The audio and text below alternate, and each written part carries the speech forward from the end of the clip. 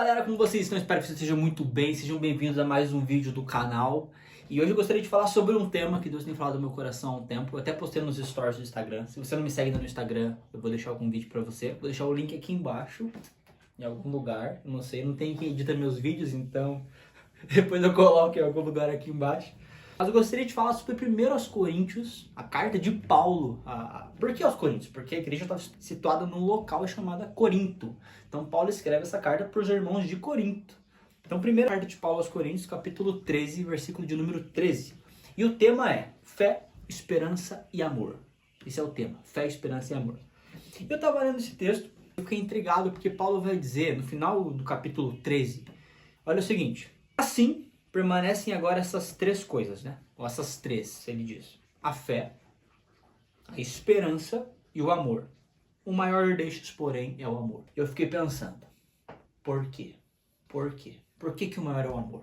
Eu fiquei pensando. Eu colocava a Bíblia na cabeça. E ficava assim, Senhor, mas por quê? E eu percebi que Paulo, ele dá a resposta no próprio texto. 1 Coríntios 13, versículo 8. Vamos ler lá. O amor nunca perece, mas as profecias desaparecerão, as línguas cessarão, o conhecimento será deixado para trás. Só para dar um contexto aqui. Paulo em 1 Coríntios 12 ele vai falar sobre os dons. Que o corpo de Cristo tem vários membros, então cada um é um membro. Você pode ser um braço, eu posso ser uma unha, pode ser um dedo, pode ser uma perna, cada um é um membro do corpo de Cristo. Mas como um corpo tem vários membros, cada um tem uma função. E Deus, aleluia, ele deu dons a esse corpo. Alguns profetizam, alguns têm língua estranha, alguns interpretam a língua, alguns têm palavra de conhecimento, alguns dons de milagre, vários dons. Só que Paulo, em 1 Coríntios 13, ele vai falar sobre a importância do amor, sobre tudo isso.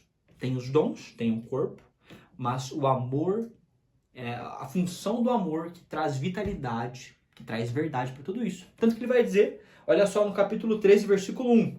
Se eu falar a língua dos homens e dos anjos, ou seja, se eu falar a língua dos homens e as línguas estranhas, mas não tiver amor, serei como o sino que ressoa ou como o símbolo que retine. Ou seja, não adianta nada. Né?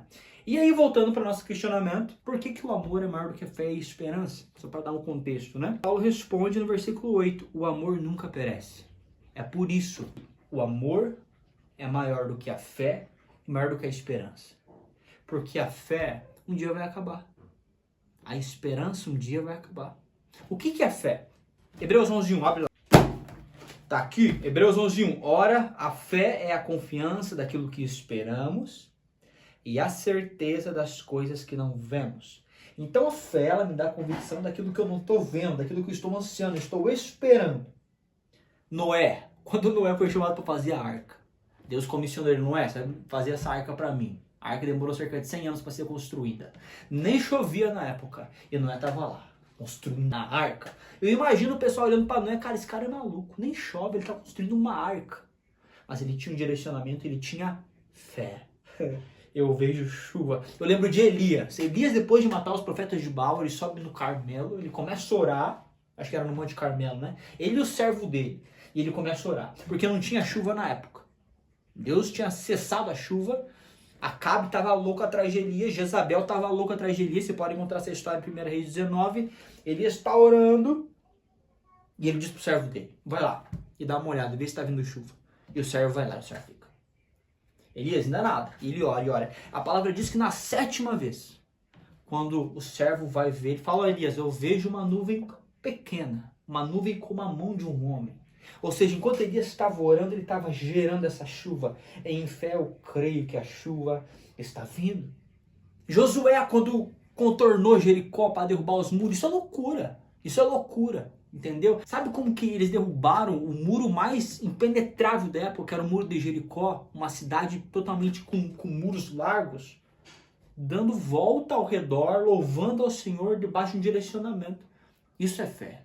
O Mar Vermelho. Moisés atravessando o Mar Vermelho com todo aquele povo. Quando Moisés para diante do mar e diz, e agora, Senhor? E o Senhor fala, Moisés, está fazendo parada aí, marche. E o mar se abre. Então tudo isso é fé, é caminhar por uma convicção que ainda não vemos. Eu não estou vendo, mas eu estou caminhando nessa convicção. Mas o que o texto diz para nós, 1 Coríntios 13? Que um dia a fé vai acabar.